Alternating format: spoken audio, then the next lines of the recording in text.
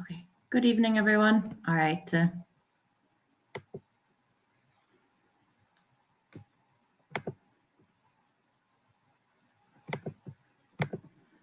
Oops. Good evening, everyone. Just having technical issues with the streaming, but welcome in the meantime. Okay.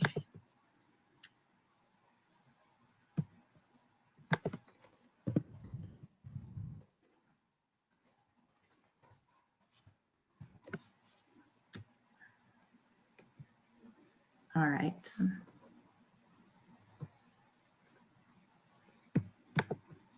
Okay, here we are. Yes. Perfect. I found the way. So excuse me for the technical issues there. I will leave the floor to Veronica. Welcome in the meantime, Veronica. I'm going to go behind the scenes and the floor is all yours. So go ahead.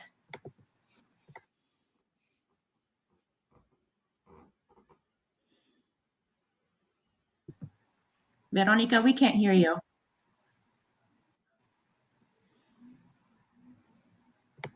Oops. I don't know if the professor or the admiral can hear Veronica. No. Can you hear me? I can hear you, definitely, yes. How about me? Yes, I can hear the admiral. Yes, Veronica? I can hear the admiral. Veronica? Can you hear me? Now I can. All right. Now I can. Perfect. All right. Okay. Perfect. Okay. Yeah. Well, thank you so much, Kate. So, good evening, everyone, and welcome to Mondo Internazionale's webinar on the geopolitical, environmental, and security aspects of the Arctic region. And before we actually start our discussion, I would like to briefly introduce Mondo Internazionale APS ETS. Mondo Internazionale is an Italian association operating in the field of cultural diplomacy. And actually, today's webinar is going to be a preparation, like a preliminary preparation for the May event of Mondo Internazionale, which is going to take place in Milan. So, of course, everyone who's listening to us right now and our panelists are more than welcome to join us in May too. And yes, let me thank you, our panelists, Dr. Humrich and Admiral Lazio. Welcome, both of you, and thank you for accepting our invitation and for deciding to share your expertise with us today. I would like to introduce you really briefly. Dr. Humrich, Dr. Christoph Humrich is actually a professor at the University of Groningen, specifically in the International Relations and International Organization department. And he is also an associate researcher in the Arctic Center in Groningen. And of course, welcome Admiral Lazio. Giorgio Lazio is a Vice Admiral of the Italian Navy. He is now retired, and he is also our Mondo Internazionale Honorary President. So once again, thank you both and welcome. Lastly, less relevant information. My name is Veronica Orgiano, and I am an intern in Mondo Internazionale, a junior researcher, and I'm going to moderate today's discussion. So I'm going to address our panelists with direct questions, but today's event we would like our event to be more a sort of a discussion. So I'm going to ask questions directly to Dr. Humrich or Admiral Lazio, but please, both of you, feel completely welcome to reply to each other questions and to discuss and to interact to each other. Okay, so I think now we can start officially. And first of all, so since we are going to talk about the current international situation, I would like to ask Dr. Humrich if you can describe really briefly the current role of the Arctic in the international security discourse, specifically because of the war in Ukraine and because it actually involved the Arctic Council and the Arctic members. So yeah, thank you. Yeah, thank you, Veronica, for the introduction, and thank you for having me and asking me for this event. It's a pleasure to be here. As a reply to your question, I would say it's a double answer. Namely, on the one hand, you asked specifically about the discourse, and interestingly, in the discourse, the Arctic has become less relevant because now the action is elsewhere.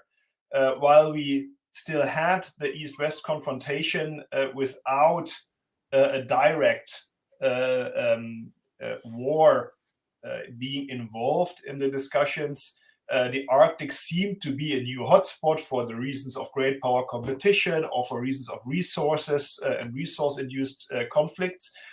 Now that, in a sense, is off the table because the action is elsewhere. And so the discourse has calmed down a bit about the Arctic as a new hotspot. But then on the other hand, because of this action elsewhere, I think the Arctic has indeed become more relevant because it is so important for Russian strategic or military strategy and strategic power projection. It's the only access to the North Atlantic, and that matters for Russian security and power projection. And as more as that matters in the overall scheme of things on the world level, the more the Arctic now becomes a focus, particularly also because it's, of course, an arena where nuclear deterrence is played out. But I think what comes most into focus is the small southern edge of the Northeast Atlantic Arctic, where from Murmansk in Western Russia, the channel through the so-called Svalbard channel between the Norwegian mainland and Svalbard, and then the Greenland, Iceland, UK gap is into the North Atlantic for Russian fleet and power projection, and that this increases in significance in the current situation, and therefore, despite the fact that the Arctic is less hot in the discourse because resource conflicts or boundary conflicts in the Arctic are, so to speak, off the table a bit, it has increased in relevance, I think, overall because the conflict elsewhere heightens the tensions between Russia and the West, and that heightens the significance of the Arctic. Thank you so much for your reply. And it was, of course, really interesting and an exhausting, of course, description. I would like to ask Admiral Lazio if he has anything to add to this question, maybe. Yes, I do. Good evening, everybody, first of all. And of course, my expertise in the Arctic cannot be compared to the one of Dr. Humrich, which is definitely, in terms of proximity, much closer than I am. So he's got all the heat of what's going on there more than I do. However, I think that what I might add is kind of wider a little bit the perspective, saying, first of all, that the security dynamics in the Arctic are changing rapidly. So I wouldn't see it as an hotspot, much more like let's say, a laboratory in terms of security, which frankly can reserve us lots of surprises in the near future, in the next years. We know that climate change is the main driver for the exploitation of the Arctic, both in terms of opening new maritime routes and at the same time making the seabed available for marine mineral investments. And therefore, security dynamics are definitely affected by when the Arctic Ocean will be effectively ice-free or close to ice-free. If you believe UN climate scientists, this should happen somewhere around 2035, which is the reason why all the main actors have already pre-positioned to achieve their main goals within the next 10 years or so. Until the Russian Federation decided to invade Ukraine a year ago, the political and security climate in the Arctic has always been kind of temperate. The Arctic Council has been able, until again 1 year ago, to provide a suitable forum to smooth the different positions and safeguard the main interest of the Arctic nations, while taking also into due consideration the near Arctic observers. You may be aware that Italy became an observer in 2013. Therefore, so far, there has been no military dimension in the security landscape of the Arctic, and the very NATO Arctic nations have been keen to keep NATO, yes, informed of the developments, but pretty much away from the decision-making processes. Of course, as Dr. Humrich said, the Ukrainian crisis has introduced what we could call a dent in this virtuous mechanism. Being Russia, by the way, the chairing nation of the Council until next May, so for a couple more months, Council proceedings have been limited to bilateral engagements and not involving Russia, while the regular working rhythm has simply come to a kind of standstill. Now, it is unlikely that the positive political climate pre-Ukrainian crisis will be restored after the end of this crisis, whatever that end will be, of course, and I think nobody has the crystal ball at the moment. And China, as a near Arctic power, is the elephant in the room, because in its, if I recollect correctly, 2018 Arctic strategy, China presented a plan for establishing what they call a polar Silk Road to reduce the shipping time for goods from Asia to Europe by about 10 days, which is something, of course.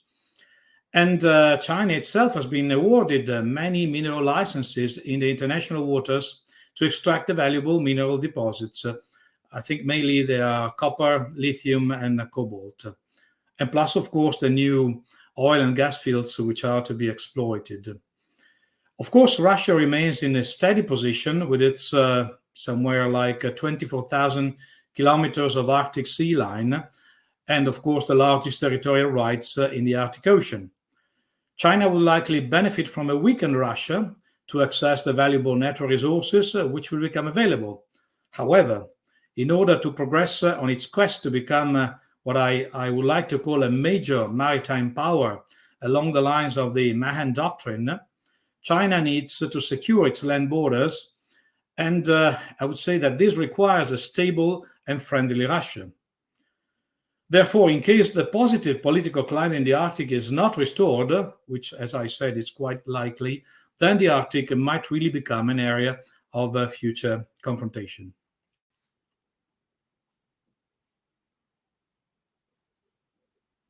Thank you, Admiral Lazio.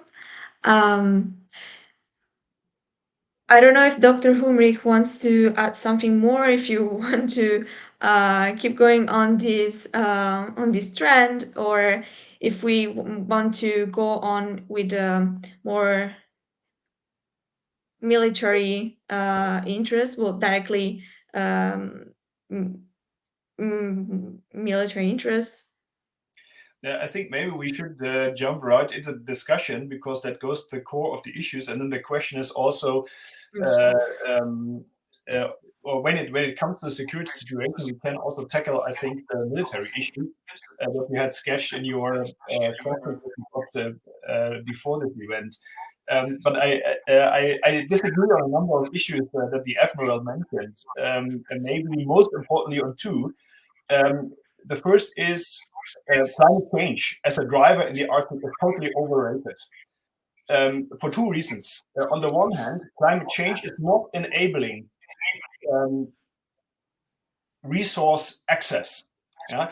The resources which are there in the Arctic are either in areas where we have Gulf Stream influence, that is in the Barents Sea and in the Norwegian Sea, where there is no ice anyway, or it is in areas where the changes in the climate will make it even more complicated to access the resources, simply because the temperature amplitudes will increase. And engineers tell me that this magnifies the problem to access the resources. The conditions, the weather conditions will become actually less stable. And that will be for a long time to go. And when we speak of an ice-free Arctic, yes, that can happen very soon, but it will be ice-free only in the summer. And the rest of the year, there still will be ice, and that means the conditions become less predictable. And that is a really important problem for resource exploitation. Also, I mean, the resources, we have rare earth and so on, minerals, copper, but these are on land. Oil and gas we have offshore. But also the resource bonanza in the Arctic is very often overrated. The US Geological Service, which provided the only study for what kind of resources we will be able to find in the Arctic, estimates 95 billion barrels of oil equivalent in the Arctic. That is only 1/3 of, and that is undiscovered, so yet unknown deposits which might be discovered with a certain likelihood. And that is merely 1/3 of what, for instance, Venezuela, just Venezuela, one country, has already now as discovered deposits. Yeah. So if we look at the magnitude of what is in the Arctic, it is a lot in percentage of yet undiscovered resources, but that the reason for that is that nobody has looked so far in the Arctic. And so there's a high percentage. If you look in estimated absolute numbers, that is much less than some people make us believe. So I don't think that climate change has much to do as a driver. Also, if you look, why did the states further resource exploitation in the Arctic? It's not because of climate change. It's because, for instance, in Norway, deposits further south are reaching peak oil. So they have to look somewhere else. So that's the first thing. So climate change, I think climate change poses a security problem, but a human security problem. And that's a severe problem for the Arctic, but not an interstate or a problem of interstate security. And the second point where I disagree a bit is the role of China. So yes, China has, with its white paper on the Arctic, expressed its interest. But if you look, for instance, on the military strategic planning of China, there's nothing to see in regard to the Arctic. And they are totally dependent, in a sense, on the will of the other Arctic states to let them in. And in that regard, the other Arctic states, except Russia, have been very reluctant. And I think I agree that the conflict between the West and Russia in the Arctic will open Russia towards China because China will be a natural partner. But that will make the Western Arctic states even more careful regarding Chinese influence. And we see these kind of reactions already in Denmark, in Norway, in Canada, when it comes to Chinese foreign direct investments, which, by the way, tells me a Chinese colleague have been diminished or decreased since 2018. So I think also this Chinese influence in the Arctic is overrated, and that leaves, in my opinion, really the strategic relevance of the Arctic for Russian military strategy, both in terms of deterrence and power projection in the Atlantic, which makes the Arctic relevant.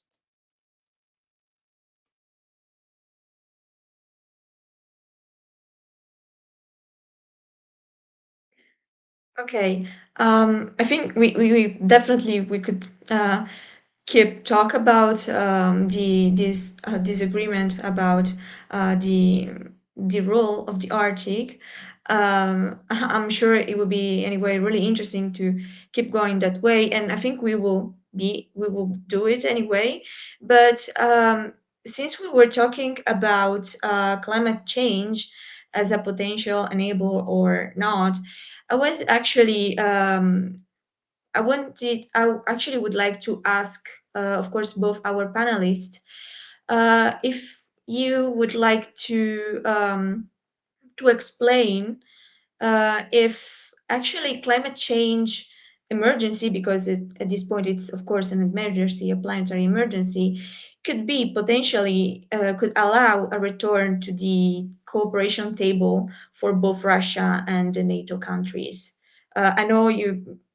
I think that's a good next step for the conversation. So please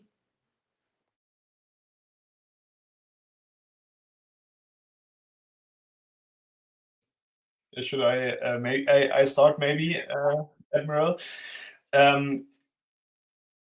Well, two things. I mean, climate change is produced not in the Arctic but elsewhere, so there is limited potential to do something about climate change mitigation in the Arctic Council. It's simply not the forum where this primarily happens, which the Arctic Council, by the way, also recognized.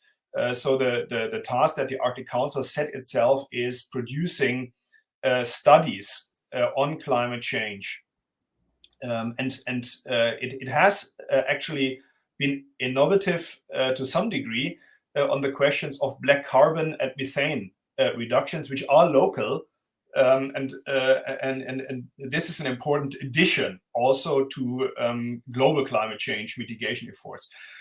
What the Arctic Council is more important for, much more important, is climate change adaptation. And there, in a sense, it can serve as a clearinghouse, as benchmarking institution, as best practice diffusion, and is also important. What seems to be one big problem is that data from Russia is extremely important in climate change modeling. And with the stop of cooperation also from other partners, like, for instance, Germany or other Arctic Council observers, polar research nations, with Russia, these data are lost. And climate scientists tell me that this is really a problem for their modeling. And for this reason, they think they need to continue cooperation with Russia in the long run, at least. On the other hand, I have really difficulties. I mean, Admiral Lazio mentioned this. The Arctic Council has been a very cooperative forum. There was a cooperative spirit. And can we really imagine that there is a return to this cooperative spirit in the present situation with a government in Russia which has been accused of and even now started a procedure against war for war crimes, yeah, and I think that clashes with the previous culture of the Arctic Council. So I'm really wondering what will happen on the 11th of May when the transition from the Russian chairmanship to the Norwegian is supposed to take place. Because and no one knows. Just today there was an article in Arctic Today about this. It's more speculation. We don't know how that will go. One solution that the Norwegians try to install is simply carrying on the work on the lower level of administrative officials. But the question is whether the Russians will go with that.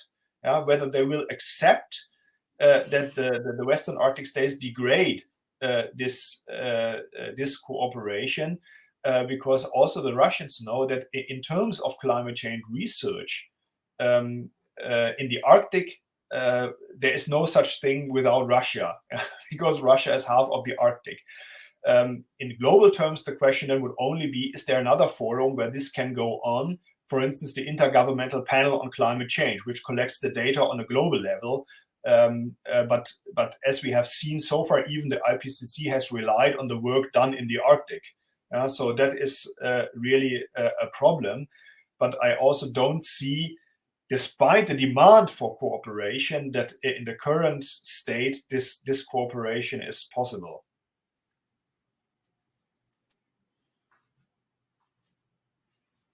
Yes, I'm afraid I have to agree. I would love not to, but unfortunately, that's kind of difficult. Well, thank you very much, Dr. Humrich. From my perspective, hearing you, which of course have not only stakes, but also a much wider knowledge of what's going on there, because it's your place. We are looking at it from a quite different perspective, notwithstanding the fact that Italy and some other states, well, far away from the Arctic, have a direct and keen interest in everything which is going there, more from a scientific point of view. You might be aware we have operations throughout, also in Norway, in the Svalbard Islands. We have, I'm sure you know much better than I do, some presence. So, but our perspective would say it's a bit more probably focused on security economics and security in the wider perspective, other than, of course, those who live there, which have the experience of the previous decades with a different climate. So I wouldn't want, again, to focus too much on climate change. I think we've said enough. So, Veronica, I'm more than happy to carry on. Of course. Thank you both. And yes, I think I have a question now, but a personal question, but I'm gonna ask it later, definitely. I would actually like to jump to a slightly different topic, and I would like to focus a little more on the on what happened on the Nord Stream pipeline. I would like to talk a little bit about the sabotage, and I would like to ask this time directly to the Admiral Lazio and then Dr. Humrich, if, in your opinion, would be possible for non-conventional methods to be implemented against other potentially future underwater attacks on structures in the Northern Sea, and what could be the potential reaction against such an attack again? That's a fairly good point. I think you are all well aware that the Nord Stream pipeline attack in September 2022, in fact, started a general review of vulnerabilities in the global undersea infrastructure network. Many European nations have publicly expressed concerns, and NATO itself has been prompted by allies to be active in future operations to protect critical undersea infrastructure. In fact, SecGen Stoltenberg himself recently announced, I think it was somewhere the 15th of February or so, the creation of a critical undersea infrastructure coordination cell at NATO headquarters, which of course it's quite a significant change in perspective. The deep sea is a domain where even the most advanced NATO nations have frankly a limited military capacity. I believe that modular and customizable autonomous undersea vehicles are likely to be further developed and specialized for this mission. And I would bet that the NATO strategic commanders, namely SACEUR, might request specific such assets in the next defense planning process iteration. I'm not aware of which undersea structures are or have been planned in the Arctic region, but the North Sea is relatively shallow, with an average depth of about 90 meters, and I think a maximum depth of 700 meters, which makes the threat of an attack likely in a wide part of this region. All major powers are already in the process of developing large unmanned undersea vehicles, which are capable to search, locate, identify, process, and neutralize sea mines, as well, of course, deploy them. They may operate also with the special forces and will make an extensive use of artificial intelligence in their modus operandi. The United States, as far as I'm aware, have been operating since a couple of years what they call Task Force 59 in the Persian Gulf, quite far away from an area. But the mission is the interesting part, because their mission is to test unmanned systems and develop concepts of operation and the standard operating procedures to make best use of these platforms. Now, of course, the same format will be easy to activate also in the Arctic environment, where, of course, the challenges are definitely very different. That means that in the future, we may see a formidable development of capabilities below the surface. The seabed warfare is a domain where the Russian Federation has currently definitely an advantage. There have been reports of Russian submersible taking transatlantic underwater cables, as well as gas pipelines. Again, as far as I know, the Russian direct seabed warfare capabilities have been developed within the first 1,000 meters depth. And also they can be further increased through remotely operated underwater vehicles and motherships. Then, of course, that will make them preferably suited operating in the seabed of the Arctic region. As I stated already in my first point, the Arctic has been a peaceful environment so far, where negotiations have always been able to solve challenges and provide adequate compromises, which is why NATO, as we have already said, has not been requested by any ally to assume a specific role in the region. However, as I said before, all the capabilities are there, or will soon be there, for a military escalation if such an attack would occur. But of course, I think that we should be quite cautious in this respect. Thank you. And Dr. Humrich, of course, if you want to reply to, go ahead. Really, if I may, I would add to this and maybe also run my interpretation by the Admiral, because I'm not a specialist in military tactics, more in governance and security policy questions on the governance level, so how we treat this in international negotiations. But my hunch is, and I think it directly connects to what you said, is that the Arctic is paradoxically, on the one hand, to be more stable in the future for two reasons.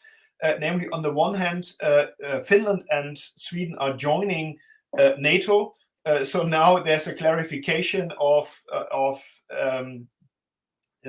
defense alliances and also consequences of attacks, and NATO has beefed up its activities in the Arctic as well. So there is the signaling for deterrence.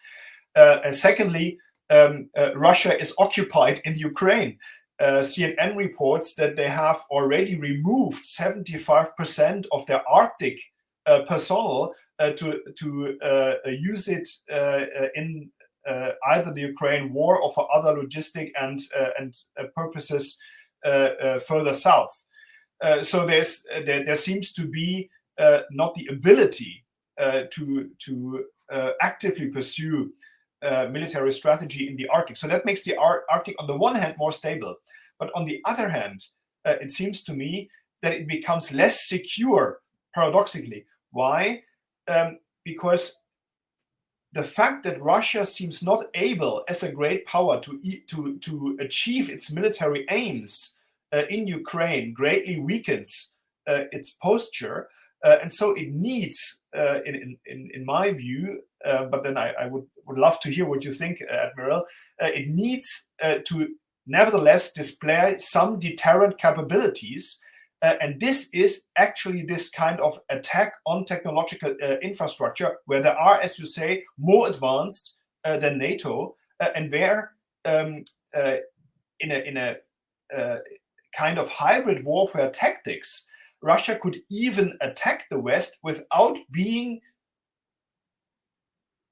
identified as the culprit in the first place. Yeah? Only with long research and so on, we might find out who did the Nord Stream pipeline explosions, for instance. Yeah?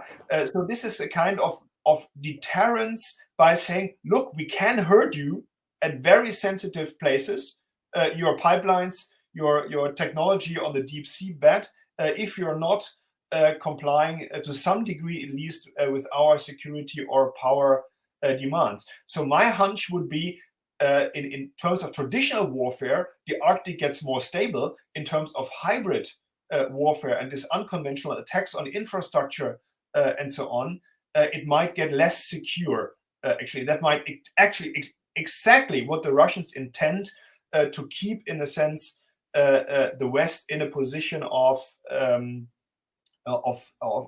carefulness, not to go too far. Does that have any currency with you? This kind of interpretation? Yes, it does. I'm not sure if you're familiar with the term irregular warfare. It's a term which is used by our American friends, United States joint doctrine, and is pretty much related to land engagements. But I think in this respect, we might take irregular warfare with a maritime angle as well. as you said, that's what probably would happen. Hopefully not. But in case someone, and this someone may well be Russia, would decide to have a military action for whatever reason in the Arctic, probably that will be exactly how it will be done, with irregular warfare tactics. I would not focus too much on Ukraine crisis, because I understand, of course, that the Russian Federation, in order to be successful, whatever success they might achieve on the Ukrainian front, that they are switching forces from all the other theaters. But at the same time, I have to say their capabilities that would be used in the Arctic are pretty much there. They are not really extremely useful in the Ukrainian basin and the Black Sea. So I'm not sure Russia has say turned their face from the Arctic because of Ukraine. Probably there's been a switch, but I would be pretty much focused on what might happen in the Arctic as well. On the contrary, this might be an area where, just because nobody, or at least very few, basically technical people are looking at, that would be an area where, for some reason, whatever incident might break, if unfortunately Russia might decide to switch its attention, and the worst attention, from the Ukrainian crisis. So that's probably where I see a critical point. And I hope it will be only a theoretical one. But again, I would not be sure. I would be cautious, because the capabilities are all there.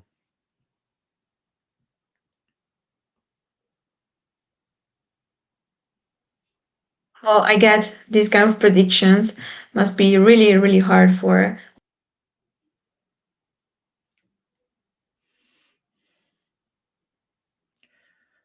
We'll make sure to have a good crystal ball next time we have a linkage of some sort.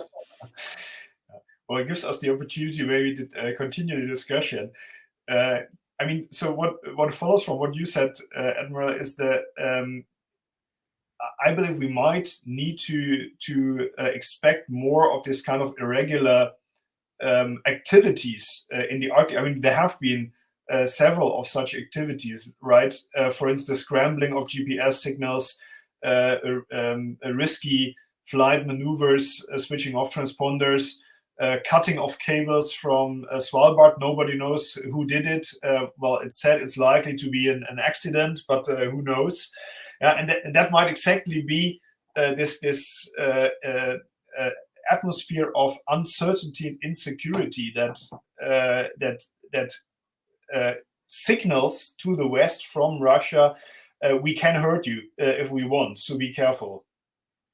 And that seems to me a very important, particularly in the Arctic, because overall, I don't think that Russia can have an interest to risk too much in the Arctic, because they are so dependent on a stable Arctic also for their resource exploitation. It's, after all, Arctic resources which mainly finance also Russian military buildup. Let me just bring you a little provocation.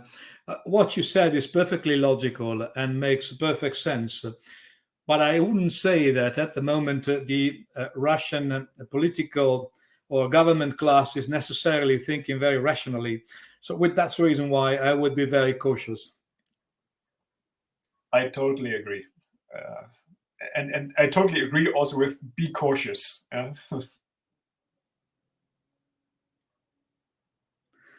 I think, Veronica, we may want to go on because time is running.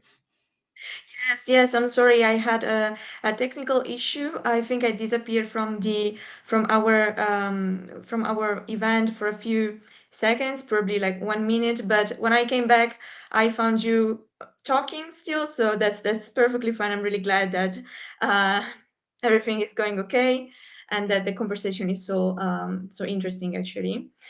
Yes. So actually, still remaining on the topic underwater pipelines and energy structures, I would like actually to merge our previous topic, the environment crisis and the underwater energy structures. And I would like to ask you, both of you, of course, and I think it's up on you who wants to go first. If potentially, since we already said that the climate change has a relevance in the Arctic, but the actual position is debatable. I would like to ask you if, like, what kind of impact of damages, more damages to underwater energy structures could do in the North Sea, and what could be the international reaction to it? Like, I think it's a really blur question, so it's up on you what to choose to reply. And maybe, Admiral, you want to go first, or? Yes, of course, I'm happy to go first. Well, let me say, as far as I know, the North Sea is kind of a powerhouse of wind energy, and I really would hope that the most efforts will be directed that way instead of exploiting other energy solutions, which might become really dangerous. We know that the seabed is rich in oil and gas, and obviously any damage in this respect would have dramatic consequences, no doubt. I mean, that's an environmental issue other than, of course, a military and a security one. The environmental price to pay would be, I think, most of all the disruption of the most important fishing grounds, which I understand are in the Arctic. So again, the impact would be more, let's say, from the environmental point of view, other than from any others. And by the way, something I didn't say before, but I think Dr. Humrich mentioned it. Whenever someone disrupts any, let's say, any underwater or undersea infrastructure, nobody really knows who's been the culprit. So that's also an additional burden, of course, because again, nobody in his right mind would do something like this. But as we have just seen in the Baltic, apparently someone is not in his right mind, whoever this someone might be. So that's the reason I would say we cannot rule out any of these scenarios. But mainly that's an environmental issue, I think. That's my perspective. I think I again very much agree with that. Maybe I can add, so to speak, the scientists or academics' perspective from my trade. One of the problems that we have in the funding of research is that environmental stuff and security, both in polar research and in ocean research, maritime research, is pretty much separated. And what this crisis, and particularly also these opportunities for irregular warfare, what you mentioned, Veronica, the possibility that infrastructures like oil rigs might become targets for attacks with massive environmental damage done to the region or the marine environment, pretty much shows that we need to tackle these two things together, and that we cannot for instance, solve environmental problems also in an atmosphere of global tension and military confrontation. And that means these two go together, both in the negative sense, if there is military confrontation, the environment suffers, but also possibly in a positive sense, that the environment could serve as a common interest to get together to cooperation. But, and that's the big but, that requires that both sides are sensible enough to realize this. And unfortunately, for one side at least, I don't see that at the moment. But maybe they come to their senses in the long run when also their environmental damages show their consequences.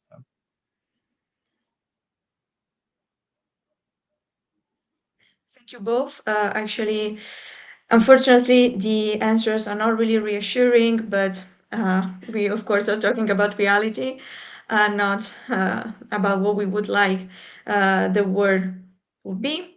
So, potentially heading to a conclusion to our discussion before any potential questions from the audience, I would like to ask you both, now from a really NATO point of view, if what could be the strategy for NATO in regard to the Arctic region, if it's likely to have a strong strategy for the Arctic region, and how could the current situation with the NATO evolve in the short run specifically, and also would it be possible to create a sort of strategic hub in the north?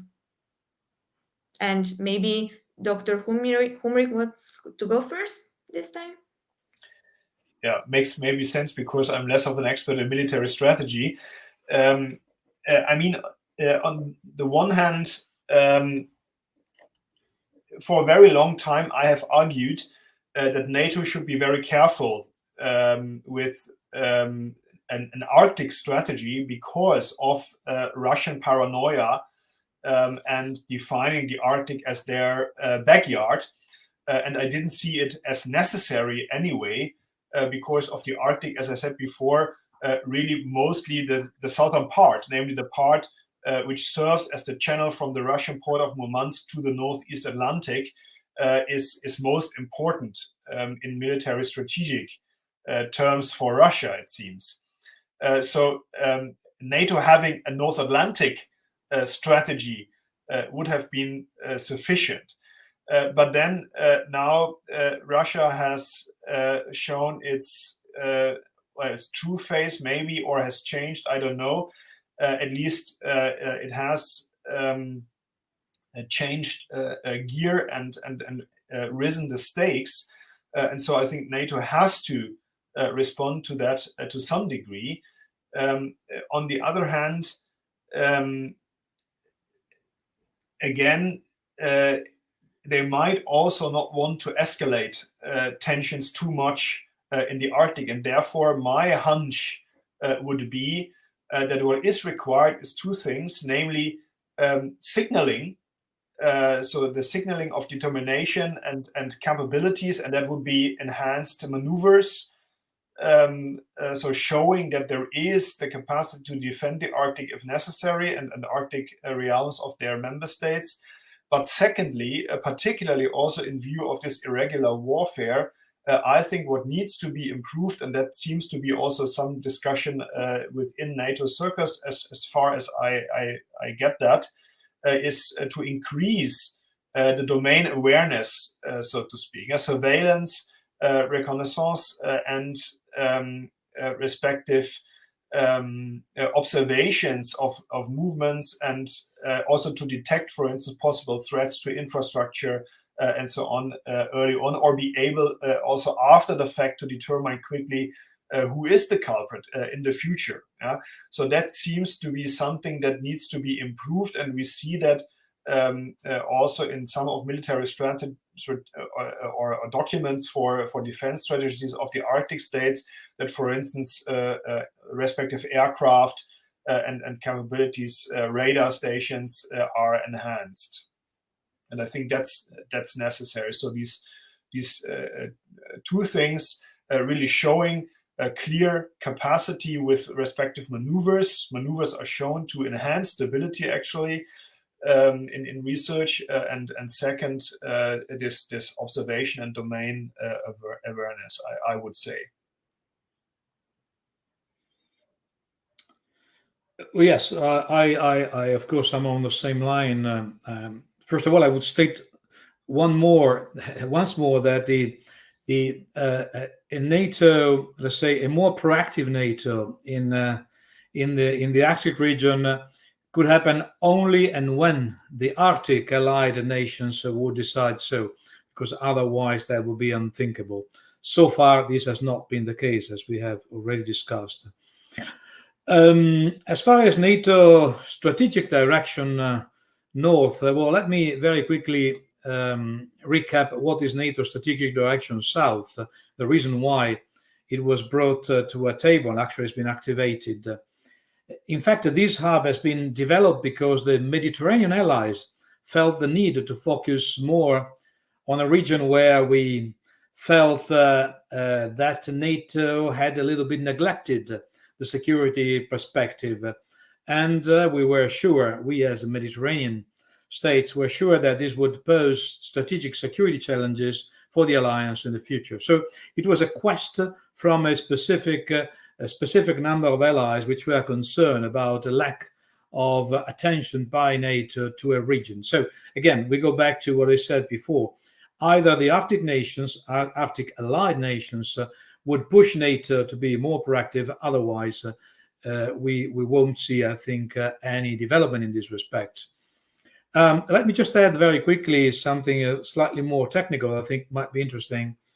That in Italy, actually in La Spezia, we have the only NATO Center for Maritime Research and Experimentation, as you might be aware, which is currently deeply involved, in fact, both in let's say, a more regional issue in the south, specifically with the Italian National Underwater Hub, which is going to be born the next 9 of June in La Spezia, but also is pretty much involved through direction by the NATO Science and Technology Organization in the High North scientific campaign. So you know that the alliance, which is probably one of the only two ships which are NATO flagged, in fact, is pretty much often in the North Sea for his own search. So there is a NATO attention, both on the security side and I would say more on the scientific and technical side.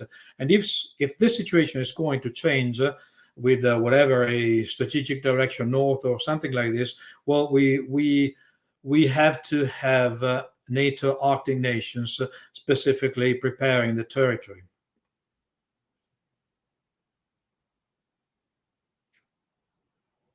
Thank you, Admiral, for your expert opinion about it.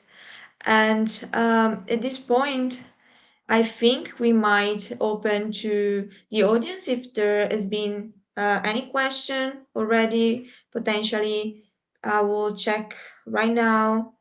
But if we don't have any questions, but we still have a few minutes, I would like to ask you a final reflection on the future of the Arctic, something that we would like to see in the no short but maybe medium term, and can we potentially hope can we hope of a better medium term maybe? Oh, but there is a questions actually, I think. I see a Yeah. question popped up on my screen you at the moment. Yeah, same. So the question is, and the person hopes it's not too complicated. Is there any hope for the Arctic becoming an internationally no-touch zone presented with the same gravity of tone as nuclear conflict is? Well, maybe. I'm afraid the answer is simple. At least in my opinion, it's no. Unfortunately, yeah.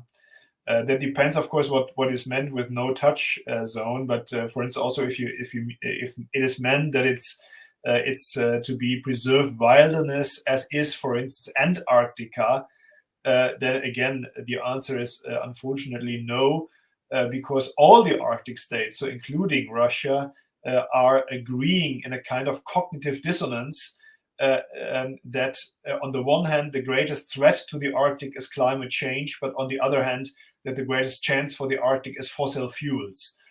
So there will be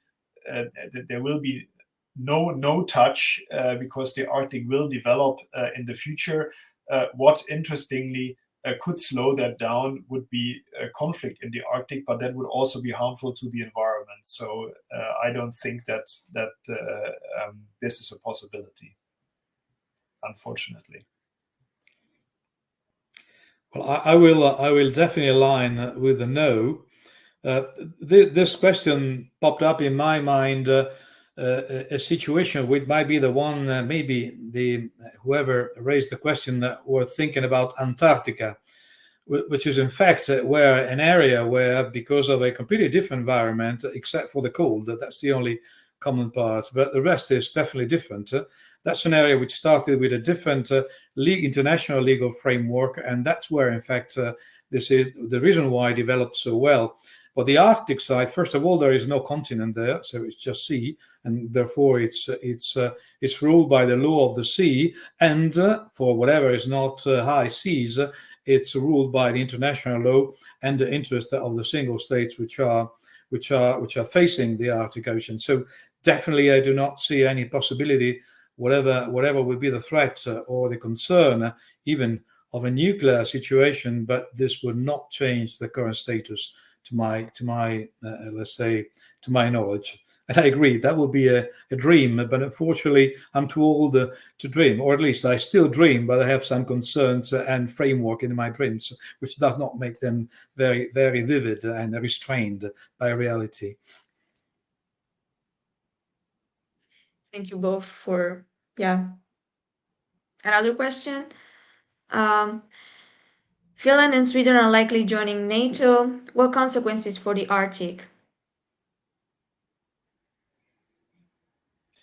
I think not too much, actually, because except what I said before, that now the front lines, in quotation marks, are simply clearer. But it should not be forgotten that Sweden and Finland have been member of the European Union, which for Russia very long has been the same as NATO, almost.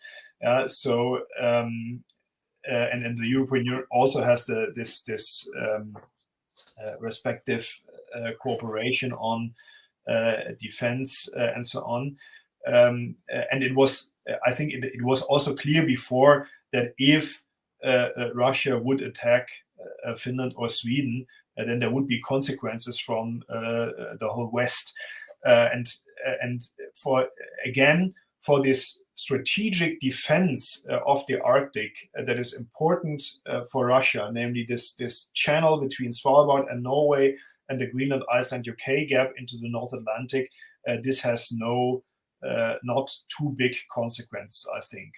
However, for NATO member states, such as my beloved home country, Germany and Italy, I think it might have consequences because, for instance, Germany already does, there need to be obligations within NATO to also see to it to be able to contribute to respective defenses. And maybe also Baltic security is more important here than Arctic security.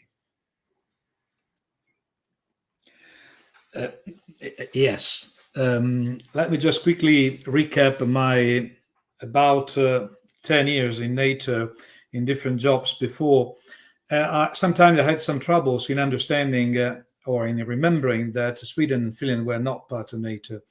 What I mean is, from a political perspective, this is an incredibly important event, both for the two countries, of course, which have struggled for many decades on whether to join NATO or not. So that's really a milestone in their security policy. It's a political milestone in NATO as well, because, of course, the enlargement will bring all the expertise, and as Dr. Humrich said, of course, will to some kind of extent alleviate the need of the other allies. But the reality, in military reality, I go back to my previous life in uniform. Well, frankly, Sweden and Finland, as you may be aware, already benefited, or NATO benefited, in fact, of their military forces, meaning that we already trained together in many situations. We had the standard procedures, which were exactly pretty much mirrored one side and the other. So we knew each other very well. As I said, sometimes it's a joke, but not that much. I had troubles in remembering that my Swedish or Finnish friends were not NATO. So this will not really change, I think, the strategic environment. But of course, it's a political change. That's what it really matters in this respect. Well, thank you both for your answers. And I think we are now running out of time. So I think we can conclude our event. Once again, thank you, Admiral Lazio. Thank you, Dr. Humrich, for participating and for dedicating your time to us and your expertise. It was really, really appreciated and a really interesting event. Thank you. My pleasure. Thank you very much. Thank you. Well, see you soon, maybe in the future.